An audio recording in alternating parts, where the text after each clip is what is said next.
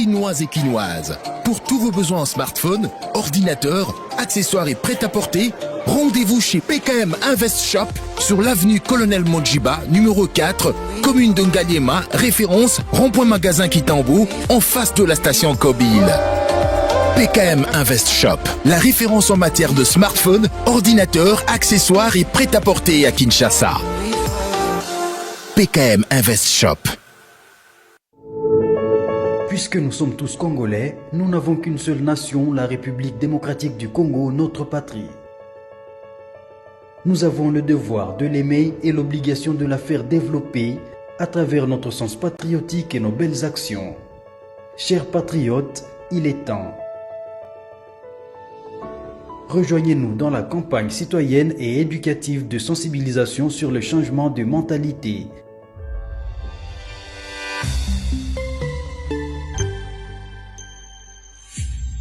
Zala, bon citoyen.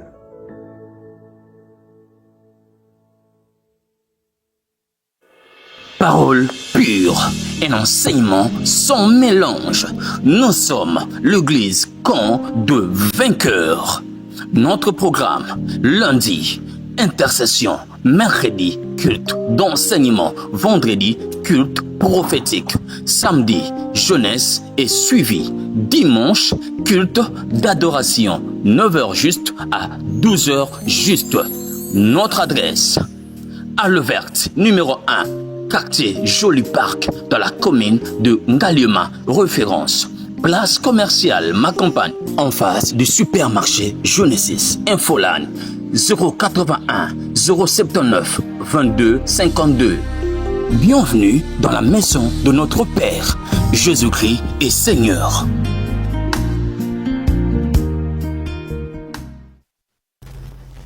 Soyez le bienvenu, fidèles téléspectateurs. Nous vous disons merci, chers Congolais. Boza Ebele, Boza Kolanda. Bissou, c'est votre émission au centre ici sur 10e Rue Télévision et plusieurs chaînes qui nous accompagnent. Vous savez très bien, chaque mardi et samedi, nous recevons pour vous l'homme de Dieu, les Tridoc, pour les gens qui aiment l'appeler comme ça, mais c'est un homme de Dieu qui est très calme et très simple. Il ne veut pas des grades.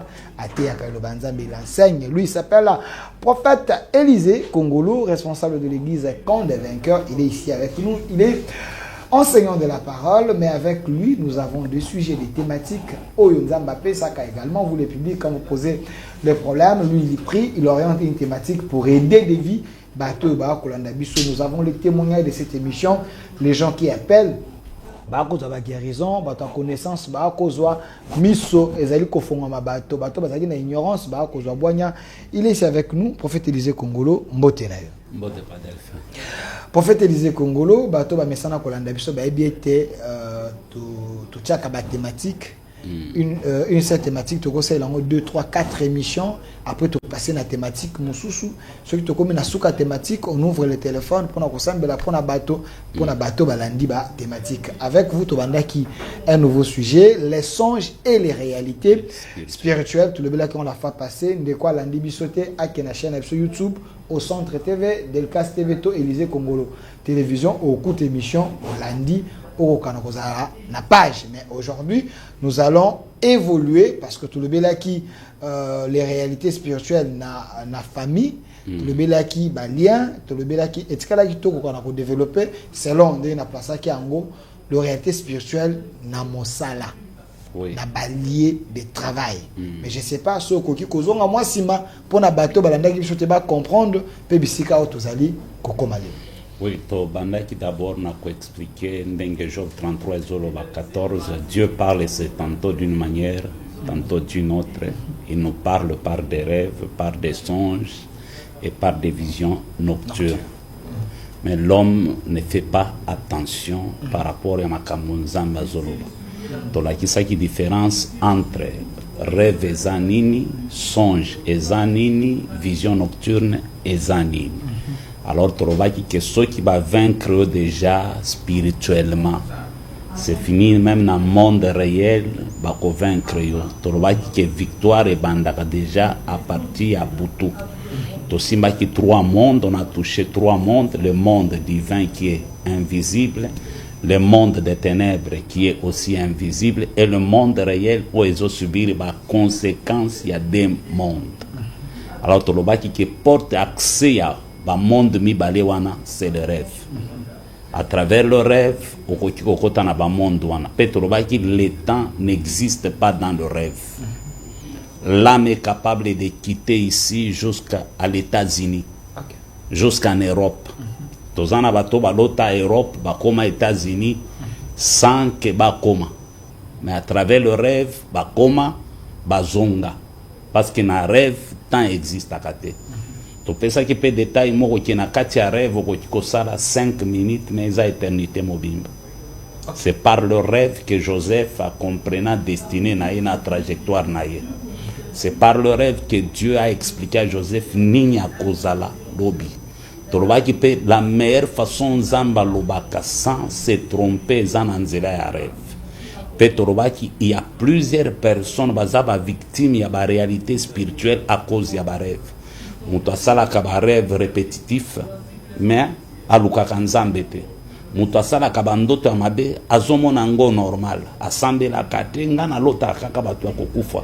Nga na lotaka bazolanda nga mbangu. Nga na lotaka bazokimisa nga. Nga na lotaka tina kwei. Na lotaka ba boto nga porte-monnaie. Mais atikala kosala effort te pour kia bima na étape wana. Enfin que nzamba sungaye. En un mot,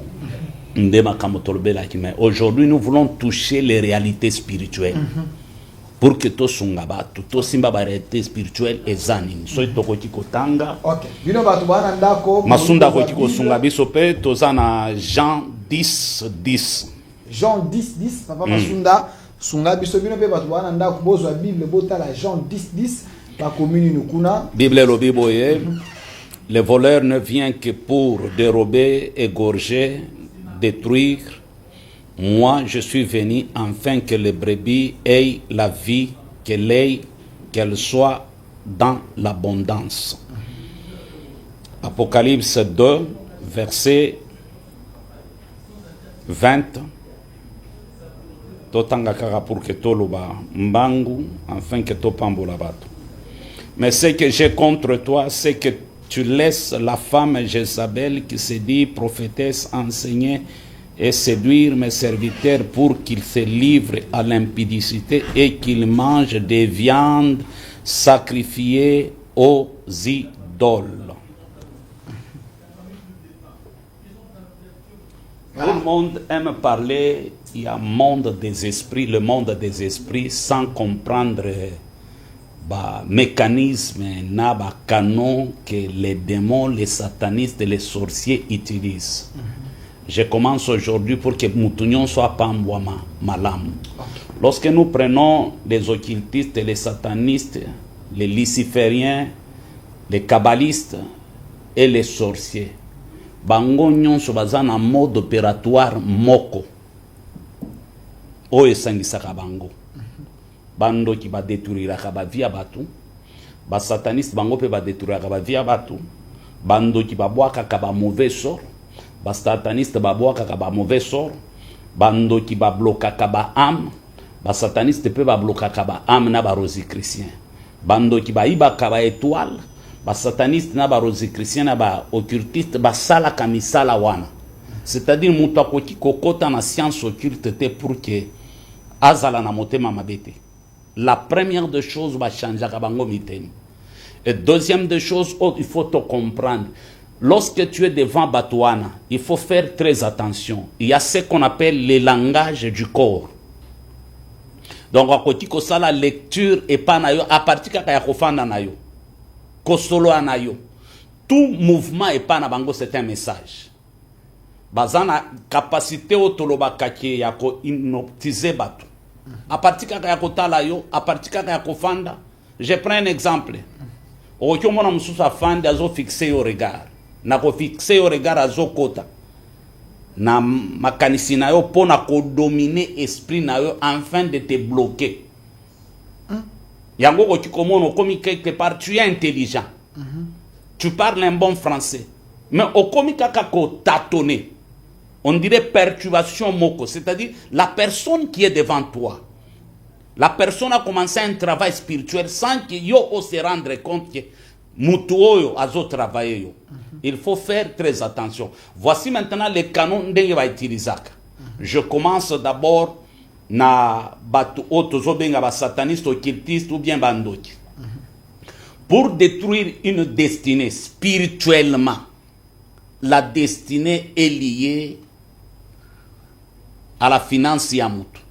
Destinée à mutu nyonso na se amoy. Ezalaka lié na finance na ye, na musala na ye, na bonheur na ye. Yango yo ki Bible lobi, c'est l'œuvre de l'Éternel qui te bénira. C'est l'œuvre de l'Éternel qui te bénira. Et la Bible ajoute encore, c'est la bénédiction de l'Éternel qui enrichit et ne se fait suivre d'aucun chagrin. C'est-à-dire, pour détruire destinée à mutu, deux fois batakaka, source ya revenu ya mutu. Oye produira kambongo na ye, oye pesa ye mbongo. Parce que ceux qui va détruire yango c'est fini. O comment na dépression, o comment na ba problème. Maintenant, comment va travailler? Dans le monde maritime, le bras droit de Satan, on l'appelle Léviathan. C'est celui qui gère tous les esprits Yamai. Bamamiwata des sirènes Léviathan. Et c'est Léviathan qui produit même un produit cosmétique au Tomonaka. Léviathan. C'est le démon le plus puissant. Maintenant, de l'autre côté, un autre démon oyo a joa mission ya ko détruire basi na ko détruire mabala basi eza démon oto uti kotanga babengi Jezabel. Genda koti saka orgueil luxure pa ya basi. Que la femme compte sur ses formes. Et en gros, on a les autres en basi balingi misala. Vision ya liba les ate. A copé sa moi sur orgueil. A copé sa moi si lokuta, insolence. A copé sa moi si impolitesse. Yango ko kikomona moi si mususu azo répondre mobali, on dirait torchon. C'est cet esprit. Moi si tango azomitala naza kitoko. Ngai mibali baboya kangate. Atayo ke mobali mususu akoya. Parce que ngai mibali batanda maka. C'est ce démon là. Okay. Maintenant, donc ce n'est pas un fait naturel. Non, non. Mode opératoire est asikoni. Lorsqu'on veut attaquer Delphin ou bien Pasteur Chouga, mode opératoire est ani. Ces démons cherchent d'abord Léviathan azana ba esprit oyo, atia babenga bango ba esprit observateur. Les esprits observateurs oyo ya mai, ce sont des esprits qui attaquent ba économie ya ba nation, ba économie ya monde. Mais ceux qui ont bimi na mai tozape na mabele. Ba esprit observateur ya mabele ou bien ya forêt et attaquaka finance, soit ya famille, ba société ou bien ba entreprise ya batu. Ou bien ba commerce ya batu. Enfin que ba clouer bango. Maintenant ba travailler kaneni. Ces esprits observateurs bazana posa ya ba information. Bazana posa tout autour ya batu. Ba lukabato ba bengaka des hommes portes. Nous avons des hommes qu'on appelle des hommes portes.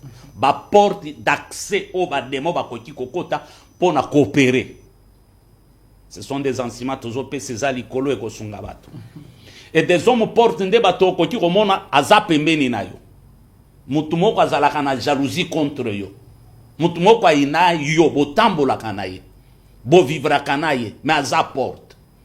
Alors, nous avons par exemple, Tozana yo. Bapesi yo promotion na musala. Oye, o informe nganeti moninga. Mengai na zui yango mabe. Bango bako se servi na information wana. Pona ko détruire yo. Nde koti komona, bakoti na nzoto na ngai. Ngana bandi ko modiri yo. Na lobi Delphin ko kende libosote promotion ane ko simbate et tu viens le lendemain na musala esidio sans que ça les locaux alors il faut faire très attention à l'entourage na biso yango Bible zolo baboy na Psaume 55 ce que zalaki monguna na ngai oya zo sala nga mabe na koyeba Ce qui est adversaire na koyeba. Mais eza yo moninga na ngai. On a bengi confident na ngai. To kenda kana yo ensemble na église. To sambela kana yo. Mais yo ndozo salanga mabe. Nzamba boma yo. Des hommes portent au kokuta bango même na ba famille. Na ba société. O baza ba porteur ya malheur. Nanzela na bango de ba demo ba le kaka. Des démons observateurs pour na quoi attaquer. Ba quoi attaquer finance na yo. Tango ba bandi quoi attaquer yo. Objectif est comme nini. Ba posséder âme na yo. Je suis en train de donner même la réponse. C'est pas ya bato mona kake. Mutazoro ba kingana sambela kana jenaka. J'ai fait tout. Mais vinangai et bonga kate. Voici le mode opératoire. Tango ba bandi quoi attaquer yo bongo. Bakokota na ba relation na yo bazwa information kaka so bazwa information meilleure façon ya kosala pacte na yo bakwataki yo na bandoto ba programmer bandoto pona ko créer ko banga moko na kati na yo ndozo mona mutu asala ka bandoto ya a répétition ya mabe bandoto mabe si la kate bako créer ko banga. Tango komi ko banga, o komi ko douter, o rétrograder. Foi na yo e refroidir. Tango e refroidir, o komi ko kota doute même ba promesse ya nzambe. Après, ba posséder yo. Et comment ba posséder kabatu? Ndoko ki komona na nzela ya biloko akolia. La nourriture est un moyen de transport. O esala ki batu belé. Va conclure va pacte dans le monde des ténèbres. Donc c'est une grande porte. Une grande porte. Et détruisa ma vie à battre. Kolia. Tochi kotanga. Tu livres des serviteurs aux opesabango de viande sacrifiée aux idoles. Tozana ba nourriture oyo mona ka papa delphin ba lambi yango. Mais ba saleli yango cérémonie démoniaque. OK. Ba rituel. Ba rituel. Ba accompagner nourriture wana na ba démon. Tango yo lié, c'est fini. Nde bato monaka lalaka, ala mugaka za fatigué. On dit ba beta qui on dit asala ki musala zo kaba. Maintenant pona ko conclure ba pacte wana malamu ba alliance démoniaque nde okoki ko mona mutu wana alali azolo ta même azolia. Azolia. Biloko azolia yebite. Azolia wapi. C'est-à-dire va transporter maintenant âme naïe dans le monde des ténèbres. Tant qu'on va transporter âme naïe dans le monde des ténèbres, on bloque maintenant l'âme. Okay. Parce que l'âme est liée au sang. Tant qu'on va bloquer l'âme, va déconnecter le Saint-Esprit. Nde bato mona kazo sambe la prière na elisusu ezo comme pas nzambete. Alors takalisusu makambo ya kitoko te. Bandoto na ye koma ya mabe bakangi am etango bakangaka am koma bakangaka am ndoko kikomona mutu mususu bazwi photo na ye ba bâtir hôtel na cimetière bakundi photo na ye vie na ye mobimba etikali na cimetière visibilité na vie na ye yebanaka lisusu te. Ce sont des personnes qui komona très intelligents ceux qui a sali makambo. À quelques jours, Makambo et Simba, il faut que moko ebima.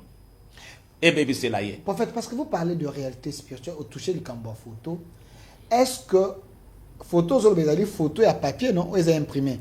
Est-ce que sur le plan virtuel, quelqu'un peut prendre ton statut, ton photo à profil nayo, azu yango, na monde spirituel, pas utilisant influencer, peut venir m'aber parce que tout le monde a échange. Dans les réseaux sociaux, message qui est à gauche et qui est à droite, image qui est à droite et qui est au commenter vidéo moko boye, au talaki vidéo moko boye. Est-ce que ça aussi ça peut être des portes au précédent nga kaka. Okay. Ces démons là, ba démons ya observation, na émission qui bazalaka bien informé. Parmi ba démons wana tozana ba misusu, ce sont des esprits humains. Okay. Des satanistes, occultistes. Obasala ba pacte ya makasi. Maintenant ba travailler kaneni. Plus bazokota en contact na ba entité ya makasi. Ba koma kana niveau de foi, ba entité wana ekomi ko se rebeller, ekomi ko sala bango mabe. OK.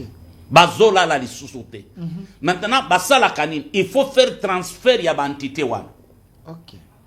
ndeko ti komona luki jeune fille moko il y a 17 ans il y a 20 ans accouché na ye kaka apesi ye $20 $50,000 mais moi si wana tango asimbi mbongo wana yazo kanisa ke za mbongo non eza mbongo te a transférer ye ba entité nyonso wana ademo un comité moko voilà disponible pour que ba demande mbalo ngepana ba kendo luka lieu d'habitation deba sokomona ba pesi mbongo wana après 2 semaines 1 mois otuni ayazo beta lisolo ki ngana uta iko simba $50,000 mais na sali nango eloko te ambiance qui na mupepajo nazo comprendre te comment na sali na mbongo wana eloko te parce que ba porte o ba kotaka bango dès qu'il y a eu information c'est fini à kokota je parle de la nourriture ce que zongi même na révélation il y a sainte scène dans l'impact ya nourriture tango Jésus azoloba ceci est mon corps ceci est mon sang c'est-à-dire ba oyo tala alobi tango bokolia les démons qui est au milieu de vous oyo azana intention à livrer ngai à cause à l'exposer na kolia kaka alobi oyo akotendre loboko ensemble na ngandeye qui était exposé Judas. Nanzela ya kolia. Jacob a soit droit d'aînesse nanzela ya kolias. C'est-à-dire à travers la nourriture, il y a des transferts au salemaka. À travers la nourriture, bakoti ko bloqué yo. C'est pourquoi il faut faire très attention. Tala nenge ba esprit au observateur ba travaillaka. Na ba esprit ya esprit suiveur nenge ba travaillaka. Il faut faire très attention za na musala oye musala. Mutu moko ya kana biloko akolia na musala. Na lamba ke pa biso na ya kato vanda tolia. Ou le to ke restaurant plat fait maison. Plat fait maison. O bagato na sala ki nango na ndako. Maloba o ya lobela ki bagato wana yo yebite. Il y a des nourritures au papa Delphin batubaliaka. Il faut faire très attention au côté na lopango moko okokuta na se ya nzete basi batie fufu batie Thompson batie pe légumes biloko wana. C'est-à-dire batie ko servir ba entité. Ozo tambola na nzela omoni fufu légumes omoni loso. C'est-à-dire il y a des entités au baliaki. Maintenant ça na ba nourriture omoni mutu alambi yango a présenter yango d'abord na monde des ténèbres. Ba envoûter yango. Ba sali ba sacrifice ba cérémonie et na tongo aye ko servir yo tango lié au côté en contact na milimo ba posséder ba demo ba posséder yo et tango ba kokanga yo la première des choses ba kokanga amna yo. Prophète Élisée avant continuer biso bato to uta na bamboka naza pena vrai mbokati na botama na Lubumbashi to embujimai to tamboli pena ezaki na ba pratique moko boye ezala ki bato nyonso.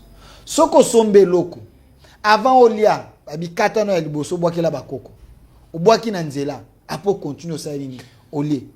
C'était un monde oyo bato babanda kokota na connexion na bandité via bato belé beba. Il y avait une croyance comme ça bato bakola na baboka ba ya baluba okomona babiloko msuzo baluba basalaka balambi balobi nzolo abaki soso na kingo oyo nini ezalaka te azaka pembe mwa bashaka biloko bobengaka esoso banani bato bakufa ozoyo kater nzolwa bakishi ça veut dire les esprits et tango mutu akolia wana e okomona ezana ba parti moko o ezalaka ba bombeli ba initié ba initié parti nyonso ba initié nde bakolia parti wana.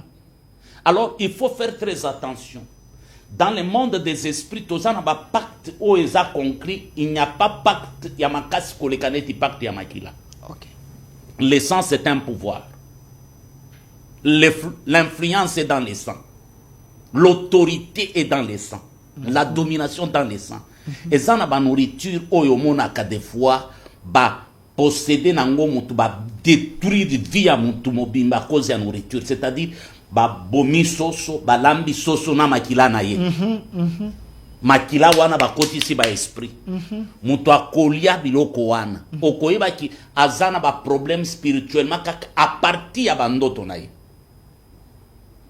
Prophète Élisée, parce que nous parlons de réalité spirituelle vraiment tellement il faut je vais vous laisser le temps parce que beti le solo soso biso na baluba ezalaka soki bolingi boyamba babukilo bakoyebisa mwasi alambela mobali na ye biloko nenga mais nenga kolamba wana ameka mungwa te akati soso et puis soso ne faut ebima 13 ou 14 parties baluba nyonso balanda nga bayebi okatie ocheye olambi mekomeka mungwa te quand on lambi no bimisi yango ocheye na nzungu pesi mobali. Ça aussi ce n'est pas est-ce que sur le plan spirituel c'est normal et ça ba test ba meka mo sur ebe olamba to il y a un langage spirituel pour na bato ba olanda. Ce sont des portes papa Delphin. Ce sont des portes. Au moni biloko na zo enseigner sur les réalités spirituelles. Les satanistes savent. OK. Les occultistes savent. Il n'y a que nous les chrétiens otoza aveuglés to sakanakana monde ya sacrifice. To sakanakana makila. To sakanaka. Yango zumona batu bele bazo sambela même tout en étant possédé. Tout en étant lié. Ba amna bango bakanga yango. Toza na ba amo bakanga yango. Ba zwa photo ya mutu kaka na internet. Internet ka mutu sepeli na yote. Akoti na wenze ya ba ama zwi photo na yo na internet. Ata doza na étoile ake kokunda yango na se ya po. Oui. Parce qu'on peut imprimer ta photo, une photo na yo, ba ke ba imprimer oyebi na yo to publier ka bazo ba imprimer pe ba sala ba incantation. Il faut faire très attention. Toza na bato ba koma so ya lali ya lotaka bazo bengaye. Ako répondre à Sutuki. Amoni pe motote. Amoni pe motote. Ce sont des rêves très dangereux ko tiko sala un jour ba bengio répondre aux ongi li susute babomio. OK.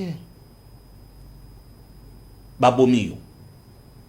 Ce sont des rêves très dangereux aux mona mutoazo mona que Allah li a couché na femme de nuit na mari de nuit à la mouki aza normal sans qu'il y a le kanzambe abeta kapeli solo. Akoma pe koyo kango plaisir. Na fona lala na mona mari de nuit na ya. Il y a des gens comme ça. Ba ba se mettre en solo. Na des abo ba se moi ba auto. So kana lali na lota kana na lamuka no quitter. Donc vu na ye comme bongo. Il y a des gens comme ça. Les maris de nuit et les femmes de nuit, la première des choses ba ya ko se nourrir na énergie ya moto.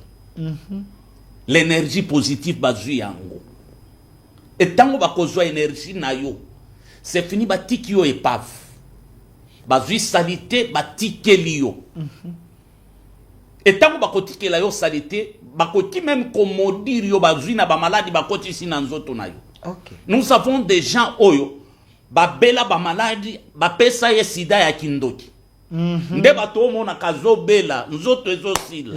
Boko kinde na ye hôpital ba mona maladie. Ba mona ka maladie te. C'est-à-dire maladie na ye ba pesi yango na butu. OK.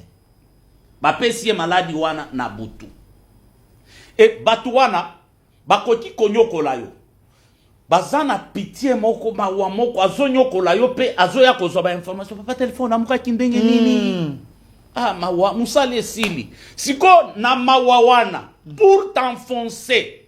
Akoti koya même na bakado azo pesa yo. Neta azo participer na pasi na yo. Mais biloko azo pesa yo. C'est pour te bloquer. Otika la bungu. Il t'ajoute encore des démons. C'est pourquoi aide nyonso ezaya kozwate. Moto nyonso ayela kawe loko. Ezaya kozwate. Il faut faire très attention na bato bazalaka tout autour na biso. Bato ebele ba projet na bango ebeba kaka boy. Oyebi nini? Nzamba salinga grâce ba fongole linga voyage nazo kinde dans 2 semaines. Muto expliquer oyebi te so ki aza agent ya boto. Motema na oyebi. Oyebi motema na été. Peut-être aza porte. OK. Il y a des démons au yekoti, bazui information, tango ko confesser ango kak, bango bazui, baye, ba bloqué yo. Prophète Élisée, j'ai un cas. C'est un cas réel. On a sur peut-être de quoi on a le ba à côté là, ça fidèle à émission. Ba ke ko sala e, ba sali test. Il y a diabète à la ngote. Ba sali test ba maladie nyons à la ngote. Mais azobe la pété. Mais dans son esprit, elle se voit toujours comme une maladie. Ce qu'a vendu Nandako, azobela te, mais bolembu, akosa de l'autre, akosa la mosala te, avant de aneka TV, akolala. J'ai l'impression c'est comme si son esprit est enfermé quelque part. Mais elle n'est pas malade, mais elle a l'attitude des maladies. Qu'est-ce qui se passe? Est-ce qu'il y a un problème spirituel? Transfert des identités. Ok. Bakoki kozwa identité na yo, vie na yo, bapesi yango moto mususu. Ok. Bazui bademo bakotisi na nzoto na yo. Ok. Donc ozo vivre vie na yo te. Batu ya bongo soki otuni ayokaka des fois ba voix. Nde batu misusu omonaka des réalités spirituelles moto mususu ayokaka ke na lembi na nga vie. Mi boma kaka. Donc a comment na méfiance na batu nyonso, négligence moko, découragement moko, et loko intéressaka ye lisusu ezate. Ok. C'est-à-dire ba changer ye identité na ye. Ok. Ba joie vie na ye, mutu mususu ndazo jouir na vie na ye, ça se passe dans le monde spirituel. Donc oyazo vivre ça yete. Oui, oui. Ok. C'est faisable dans le monde des esprits. Yango zomona batu misusu, je vous ai parlé, il y a langage, il y a corps. Chez les occultistes, satanistes, il faut faire très attention. Omonika kanengo fani. Okoki ozo solo amususu fani kaka boy. Tango simbi boy. Lui il comprend langage na yo. Okoki so ki même na ba service ya renseignement. Comment ba tu ya FBI CIA ba yeba kake oya zokos. Par le langage ya nzoto. Ok. Okoki mutu mususu afandi kaka boy. Ba yebi ke oyo azana confiance de soi. Okoki mona mutu mususu bozo so na eboy. Okoti na bureau mutu ozo solo. Depuis asala ki boy azo fixer yo regard. Akoti na esprit na yo. Je donne un témoignage. Ou essayer comme l'angai. Ok. Maman Ngwazo landa témoignage wana. Un jour j'étais chez une maman qui prie avec nous. Mwana yande konaye. Famille mobimba bazaba Rosie Christian. Pasteur Chugayedi loko. Tozo solakabo et papa Delphin. Ce garçon sort dans son corps. Dieu m'ouvre les yeux nazomona. Abimi nanzoto naye. Aye abaluki na sima na ngai. Apoignade ngambeli abomangai. Spirituellement. Na moi boye. Mabimi nanzoto. Siko depuis to bana ko solo. Atika likaka ne sali boy. Ok. Neti mutu azokam. Era komi yawa. Ngana sali loboko boy na kangi e kachi, na kangi e boy. Na bani ko fina am na ye. Boy. Mama Maria fandi bande ko na inu suba fandi. Nebise soki ozonyi na nzoto te na koboma yo. Ah, kaka ningo fandi mutu abandi ko transpirer. Na zo fina, azo transpirer. Ozomona mutu loleme ozobima. Na fini na ebise petit débat batu nyonso bataka bangote. Ezala mbala suka mutu azonyi. Atele ma ebisa mama Maria maike. Prophète aza mutu te. Il est très loin. Nazalaka soki na komi na famille wana na toki il faut akima. Donc il y a des gens qui vendent na yeboye, bozo mona matika ne kaka nani. Papa si abimi. Asake. On parle de réalité spirituelle. Je prêche nazote na Jamaïque. Je prêche na Jamaïque na église Sion. Mama Josa Zolandangai. Ngana lobaka makambo ngana vivre. Un magicien entre dans l'église a commis ko perturber l'église. Na ebisi bango mutu azobwaka ba flèche atika. Oyebi abwaka flèche na sala boye changi na kanga flèche na zongi sangobo. Neti biloko abakati. Mutu place azalaka sota na lobi nzambe ordonne maintenant des anges ba beta mutu oyo. Ba banda ko beta ye. Il confesse ngai église oba ebisa biso na réunion ki etiaka catholique na makambo misusu mal à l'aise batinda kingana ya koboma mutu azote ya bilo. J'ai parlé sur le monde des esprits. Mutu azote ya ba secret azo révéler toboma ye batu nyonso bafandi kaka. Papa Delphin musele ki eta bima ye na mutu musele ki eta solo boye abima ye na mutu musele ki eta obi ke batu balanda musele ki eta limo. Donc quand nous parlons de la spiritualité, peut-être de moi on lobby au kangi à moana boye aux ongise azomona ngolo la isa théâtre. Donc dans l'esprit, quand vous atteignez une dimension spirituelle et pas à bateau, au comme le roi un extraterrestre. Papa. Ce qui est spirituel est spirituel, ce qui est spirituel. Moi j'ai vécu des choses avec Dieu. De fois si je commence à relater au Golobake, Muto Azaor, pasteur Sugar témoin, je prêche à l'église. On nous amène un cas, famille wana famille bando ki ba bominde ko na bango papa Delphin. Comme babanda ko luka ba simbi église touche. O le ba kende na hôpital, ba ye na bembe ba tiango na cher. Je continue à prêcher et directement je vois l'âme quitte le corps. A maison qui est de kokota na mir mutazo kufa. Des choses que j'ai vécu avec Dieu. A maison kota na mir na telemi na landi am na kanyam na yo zong nga na mira. Kala grandeur ya église. Nga musika na simbi am na yo zongo okokufela wate awa biso toza na alliance batu bakufa kate. Plus j'ai parlé na mi batu bazomo na ngale ti mutu aliboma. Place mutu azalaki ya kofanda no bi bokomona maboko ebandi ko bouger. Makolo ti mutu alamuki. Na tuni ozalaki wa pelomi na banda komona neti na zolo neti na zolo kana mir mais nga na mir l'âme rentre les réalités spirituelles. Je suis dehors. Un frère qui était initié dans la sorcellerie a eu à trouble na église na na mopaya mwana na ngamo kwa zote ya pasteur Genovic, je le salue. Safina ke pour ki ayebisa yeke administrateur a lobby botika makelele. Le frère regarde Safina consacré comme prophète. Yango ba onction prophétique oye écrit quand même babandi.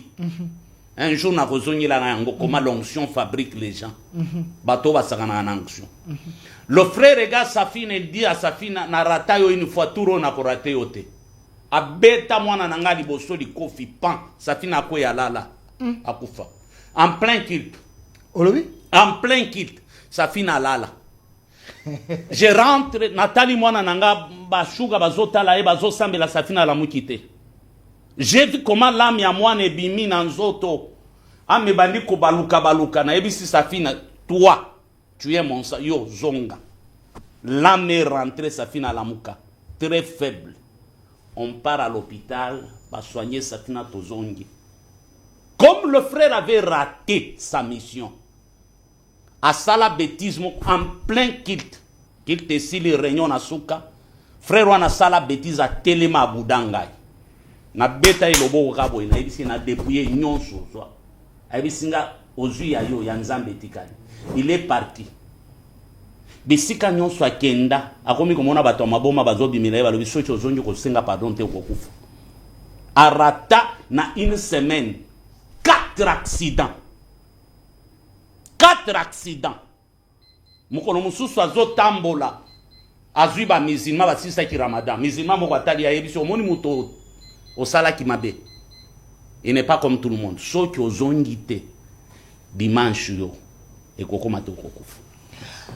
Na fandi, j'ai dit au pasteur Sugar, Dieu me montre garçon ana yao. Ayembala moko akoyi. Abandi kolela. Je lui dis, je te libère. Akienda banda église.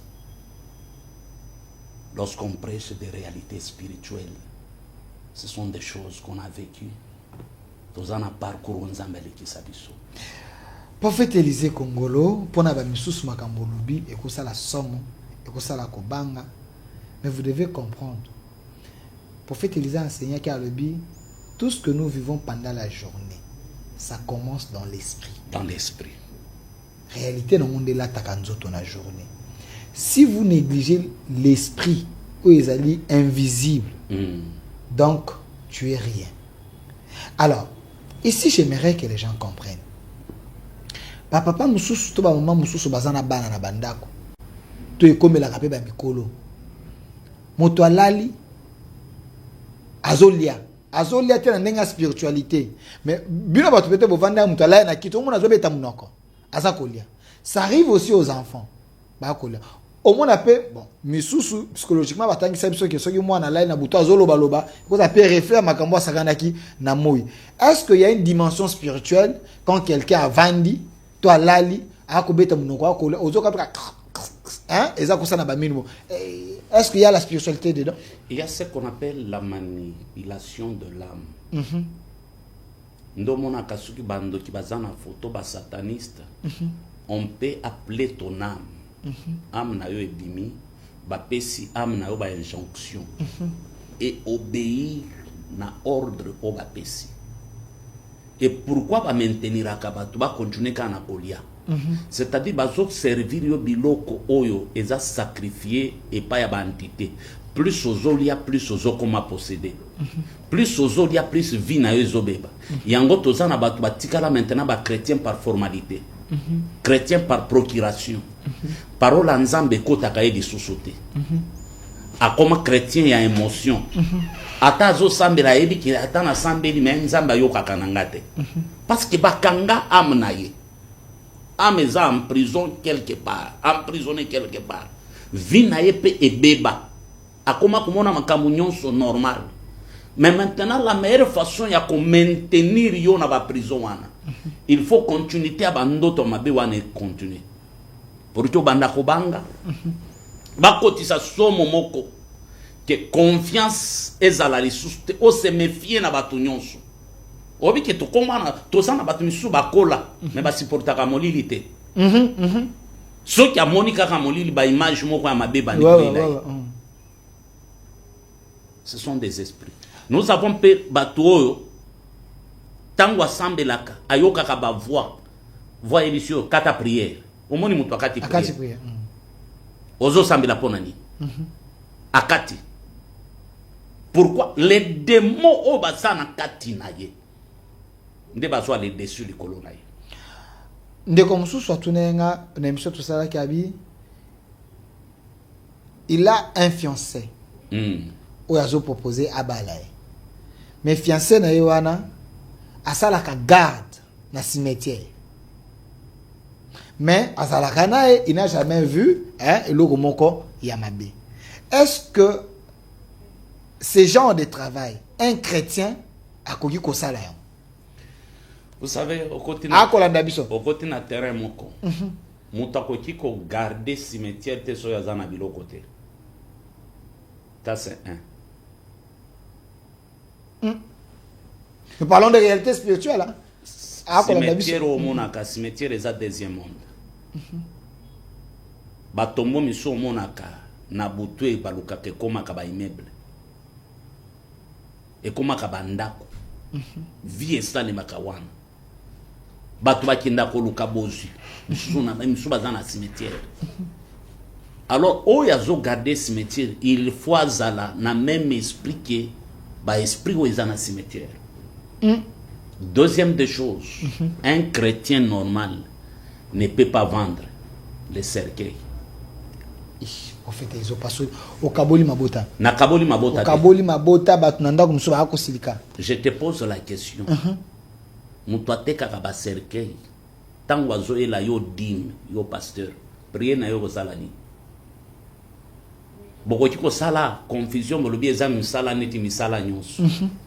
Prier na ezala ni. Nzambe batu ba ku fe bele ba sala ni. Baso mangani. Ba cercueil. Muto ateka ka ba cercueil, tu ne peux pas vendre les cercueils ceux qui opposent à bilo côté. Prophète Élisée. S'il vous plaît. Tobandaka na yo bien. Tika na continuer. Moi ba tumsu na ndako awa babi prophète obeti libanda. Beti bornir. Il y a des travail na kosima na sisa ki na biloko akolia te. Parce qu'il y a même de fruits oyo. Ba tebele baza victime ya kolia ba fruits wana. O ba utiliser kana monde de ténèbres. Des fruits. Des fruits. Ça na banzete, ça na ba. Oui, tika na zo fongo. OK. Okomona lelo tozana batu. Ba sandelaka. Mais à cause de la réalité spirituelle, bah travaillera pour Satan. Si tu vois un chrétien, un pasteur, un prophète, au sala terrasse, au sali, côté kamasanga, na terrasse, zela, ngamo ali boso na yo, na terrasse, oye bien ngombe na terrasse. Je sais que les autres ont conclu na yo to okata contre. Ata okoloba ba bêtise, mais je sais que na okabwana na bino na bien. Il faut na pesa bino matière nyonso. Si ko oya kolinga na ya ko sala émission yemo kwa kofuta. Parce que yanga mbongo na ngesukeli yao. OK. Ozalo biboy. Ala kila mama be. Oya zo sombela mutu masanga. Na oya zomela masanga. Bala kila mama be. Donc on a un problème déjà. Ya makasi yango za mutu makasi et puis ba vie se belé zanga yo na cerveau yo kakati. Nazo continuer. OK. Je peux même aller plus loin. On a même fan de l'inayo. Il faut tout checker yo bien ba fan de l'inayo. Il faut tout checker yo bien. Nous Dieu nous a fait grâce ya kotanga langage ya corps. OK. Toyebi basinke mutakojo beta simo oya za posséder. Oya linya bima na nzoto. Mais na lobi yote. Na lobi yote. OK. Terrasse et komaka, hôtel, bar, eza hôtel, ya transfert ya ba démon. Et bisika pe ba récupéraka ba étoile. Na bar ba démon ba kotaka. Ba lati nzoto. Ba yego sa la vie. Quelles sont les heures où ba démon ba yaga na ba bar? 12 heures. De 12 heures jusqu'à 13 heures. De minuit jusqu'à 4 heures, des esprits entrent. Ba esprit monsieur bandaka 23 heures. Tango ba esprit ekoti. Oyoka masolo te mutu mususu abimika ka boye mwasi balingi bazokende botoka ba témoignage mususu. Bakoti na ndako munene mena tonga la muki boya za na cimetière. Bakutana ki wapi na bar. Maintenant o ya sali bar akoki ko lobaza chrétien na sali zaka commerce. Yo sali ango zaka commerce. Mais spirituellement, c'est toi qui as érigé un hôtel du diable. Okay. Tu es au service de Satan. Ozo sali la Satan. Conséquence nyonso ya bar ya terrasse na yo. Nzamba kofutisa yo peut-être yote. Mais bana ya bana na yo bakofuta. Bakozala na se ya malédiction wana. Hôtel wana kotika la et ko détruire bana na yo. Je peux continuer? Continue. Ah, peut-être Nzamba Rosunga yo bongo la motema au changer commerce. OK. Maintenant nous avons des fruits.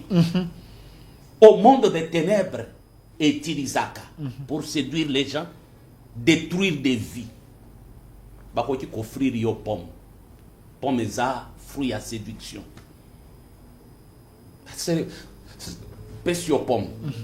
Bakoti ko servir yo banane. C'est pour perturber vie na yo mobimba. Ba nanya banane zalaka nini. Ba comment vous appelez ça? Ba biloko tolongola ka ba poswa banane. Ba poswa banane. Ezalaka musebe. Ouais. Ba koti ko pesa yo coco. Coco est un fruit ou même des démons adorent. Des entités adorent. Ba koti ko pesa yo raisin ya rouge au sepeli. Or, ils ont travaillé dans le monde des esprits pour détruire la vie et empoisonner. Nous avons des femmes, ou même na kolamba ba utiliser ba ingrédients mususu o bat ba ibakate. Les gens croient que miel les alakaka que pour na soigner. Le monde des ténèbres, les satanistes, les occultistes, les sorciers balingaka miel. Nous avons des femmes au banvuta mi bani misusu à cause de miel. À se déshabiller sopi miel na nzoto na emobimbe kititi na bapati intime na ekoti na nzungu. A sali recette moko a servir mutu alobeli miel. OK. Ba bengi batangi kombo a delphin plus de 8 fois. A komona ka mwasi mususu te. Soki alali na bengi kaka delphin fa la mukana butu aya kolukangai. On travaille l'esprit de delphin à partir de miel. Ba servir yo oli. Ah oui, Bikolamba. C'est comme ça que va te belé vie et béba. C'est comme ça que va te belé, va empoisonner bango bongo. Va empoisonner esprit na, va empoisonner âme na, à se retrouver na télé. Au monde spirituellement, je donne un signe, oyekola ki sa ki batu baza posséder, batu baza na ba problème. Au monde spirituellement, ceux qui na kangi miso. Reflète à la gani, so kangi miso. Des hommes spirituels sont qui a gagné ni soboy. Et ça n'a pas dit l'oko ya monaka. Miso a kokanga. Mais ceux qui ont monaka kokanga ka miso, au monaka noir. C'est-à-dire il y a quelque chose qui ne va pas dans ta vie. Ba memayo quelque part. Ba. Prophète Élisée. Na la posate bato za la choquer na ndako. Mais za musala ya nzambi yo za kotea. ce qui est important muto ayoka azwa part na ye abomwana. Donc pour des chrétiens baza permis ya kosala commerce nyonso. Paul a lobby, tout m'est permis, mais tout n'est pas utile. Par exemple, pour nous les chrétiens, tout ce que nous faisons, Papa Delphin, il faut nous en bâtir gloire. Par exemple, chrétien qui côté cigarette, tous en ba boutique oyo. Dieu n'aime pas mon toi côté ça comme on a besoin. Remarquez ba boutique nous se demande comment Dieu m'a donné. Dieu voit tout. Dieu voit tout. Dieu merci. Au côté de la boutique, bah, combien en grand caractère, Dieu merci. Mais au côté verre et à sucre, bah, qui ça dit, le côté de la boutique, on est bambana. Vous savez comment ça mène à Kati? Vous avez une bêtise, tala ne ba koya bango nyonso. Mais soit ba boutique au mona ba komi apanjo kwetu. Tala ndenge koma munene. Karibu kwetu. Yakatokutana. Tembe na tembe. Tala ba komba ba boutique tembe na tembe. Papa mapasa. Tala ba boutique wana ndenge koma ba alimentation koma minene. Mais o bazwa kombo na nzambe ba utiliser yango mabe. Nzambe exposa bango. OK. Dieu n'aime pas être associé dans les bêtises. Papa, un chrétien qui côté quand même cigarette. Ozomona batimisu ba se justifiaka. Papa nga ozomona mutu asambe la ka rezolo ba même nga naza donateur. Mais aza directeur na BAT. Otali kabini. Aza directeur na BAT. Otali kabini na ye. Zododo eza wana. Shishe eza wana. Nyonso masa. Donc na diambe eza wana. Mais azomi benga chrétien. Tozana nous les kambolobi ya ba commerce pas tout la réalité spirituelle. Autre le belo moko wa kitango sali bar et comme hôtel o ba démon bazo ko accomplir ba mission na bango. De yondo ko le kwa canal o pesi bango esika pour te ba kana ko détruire ba. Mais ngana lobi ngana lo non suis ngaité to solo la ngana musique exemple mais ba baze belé préparer ki nga plan ka so anyoko linga na bosenga na mbongo na ko bimisa ka pela soto kabana na eto kabana bimisa ka pela e sala yo basi tango nganda kokota ka ko bi anga Delphin na zote ka milimo abatu na terrasse et pas na zo bisabino azana terrasse munene pe akoma tembe na tembe terrasse munene tembe na tembe chez Del Prophète Élisée. Moto a sali terrasse. Ba terrasse mususu ezaka ba lieu de repos. O ba chrétien ko ya pa vendre ameli mo sucré na ya ameli akenaye. Mais na milieu mususu motabi na mela mo Beaufort, na mela mo Castel. Ameli na ke. Yo te ke on intention à m'abêter. Et ça lokola na sali pharmacie. Mais na kata pharmacie na tie ba préservatif. Moutaya yo somba préservatif. Ngai mukolo pharmacie na kolandela. Mais usage que c'est la monde italien parce que ngana teki. Na kata Bible. Je ne défends pas les bêtises mais na kata Bible balobete melata mo alcool ndab. Wana za bona bandeko ba melaka. Bana ndako ba kotala ngai. Botala nenge ba démon ezo agiter ndeko na bino azo se justifier. Mais je pose des questions des gens. Verset biblique. Azo justifier musala na yo ya sale la satana hôtel. Est-ce que yo za Timothée? OK. Paul a dit, ce n'est pas Dieu qui avait parlé, c'est Paul qui a ordonné à Timothée. Il y a besoin de 20. 20 à Canada, 20 à l'élo, ils sont différents. OK. Ils ont 20%, ils ont l'écolo. Ngana sina mona na église mususu ba oteka 20 bomeli 20 ya sainte au sentir vertige au beti boy sentir ekoti 20 exagéré 20 ozu mutika ko sentir ekoti o meka ozo mona neti lokolo ko mimulai sabato ko mimunene nzambe makamoni mais otala ndenge de défense o se justifier non poser la question au passage ala ki la mama be oya someli mutu masanga na oya someli. Maintenant, Deutéronome 27, maudit soit celui qui déplace les bornes de son prochain. Okay. Et tout le peuple dira Amen. Bon, on a enseigné d'ailleurs pardon Zambali. Maudit Zambali. Mais on a enseigné pardon sur sa TV. Polo soit bisou. Merci. On a enseigné pardon Zambali. Merci. Nandimi on a enseigné pardon Zambali Bissaï. A tenu compte de ma bête. Ok, là-bas. Mais question Moussoussou. Il y a public. peut-être ndako bako vivre bana bako tanga bakenda université pour papa na bango na maison ba cercueil. Mais yo lobe te côté ka cercueil za mabe. Mais moto akufi na Kristo. Bako kunde na nini? Bako kunde ka na cercueil. Donc ya zote ka cercueil. Mais azoti na batote bakufa. Il y a aussi des chrétiens bako kufa. On peut baza pe rassasier na âge. Na opposer ba question pour batu musu peut-être ba beti mabaku. Ya ça la nini? Une bonne question, papa. Je te dis, Moutounion soit te kaka ba cercueil. Bazalaka na biloko. La majorité de Moutounion. Moutounion soit te kaka cercueil. Bazalaka na biloko. Tala ba maison nyon soit ba cercueil de luxe. O ekinda sango. Maison Kofi. Baza mo ebele a. Tengai na tangi. Tala ba maison de luxe. Ces hommes sont devenus des milliardaires. Au moins, nous sommes qui a commis accro ya luxe, accro ya mbongo. L'argent, c'est la racine de tout le mal. Mbongo est indira kamuto. Nanga lelo azana rébellion à cause ya mbongo. Mbongo ndeme minanga kuna. Merci, prophète Élisée Congolo. Vous avez compris que l'émission d'aujourd'hui est qui moto. Ngai na sengi pardon, liboso nzambe, liboso public, mukimo baba ko tala ngai. Dieu ne tient pas compte de mes péchés. Aie pitié de moi. Transforme-moi, n'a changé. Prophète Élisée Congolo, t'as la caméra, batu balandio, numéro no à contact pour des besoins. Peut-être bandeko ba ko bengate parce que l'autre font là téléphone té, bandeko bana pour sa prière, culte, les a dit journée. Lobby dimanche déjà? Oui, lobby dimanche. Nous allons continuer car on a thème sur les songes et les réalités spirituelles. Na côté à partir à 11h, na bandi côté nous allons na moment à prier netine tout ça là qui lobby ba prière. Nous allons annoncer ba vie ba moyen na biso on arrête l'émission aujourd'hui. Tolinga to la kanana bino bien.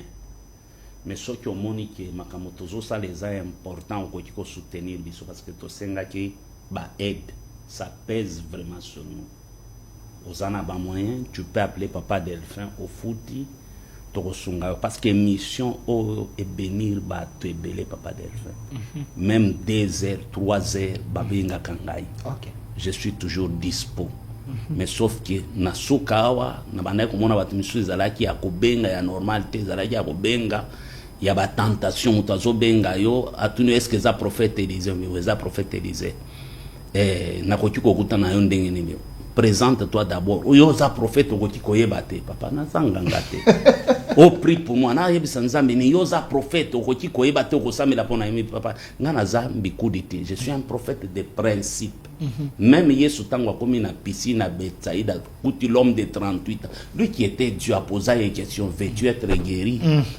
Donc il y a des cas, tu répondras qu'à ceux qui ont la kisinga, oyebisinga problème aux anango, j'ai pris pour toi. Mais je déclare malgré na te bilo konyon so.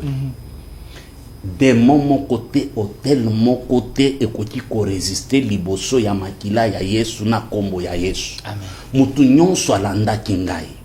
Tel oyezaya molili place bakanga amna yo ba bloka yo olota kalisusu bandoto ya biente omona kalisusu nzambe te na kombo na Yesu na libéré amna yo na kombo na Yesu makila ya Yesu est sanctifié yo salite nyonso malédiction nyonso solo ba pesa yo ya batu ya kokufa solo ba pesa yo ya faux sceptique na longoli yango na nzela ya makila ya Yesu au nom puissant de Jésus-Christ yo banda kosimba lisusu mbongo te ba démon observateur ba fandela mbongo na yo kaka ndenge nazo déclarer ba sala kiere ko kanga mbongo na yo ba komaki ba gestionnaire na yo c'est-à-dire ceux qui ba kanga mbongo na yo pendant 5 ans na zimbongo nyonso wana na zongiseli yo ndenge bible zolo ba je remplacerai les années qu'on dévorait la sauterelle les gazam les gelek l'asile au nom puissant de Jésus-Christ de Nazareth mutu nyonso alanda kinga ozalaki na maladi ba chaki na nzoto na yo maladi ya kindoki lelo obiki dans le nom puissant de Jésus-Christ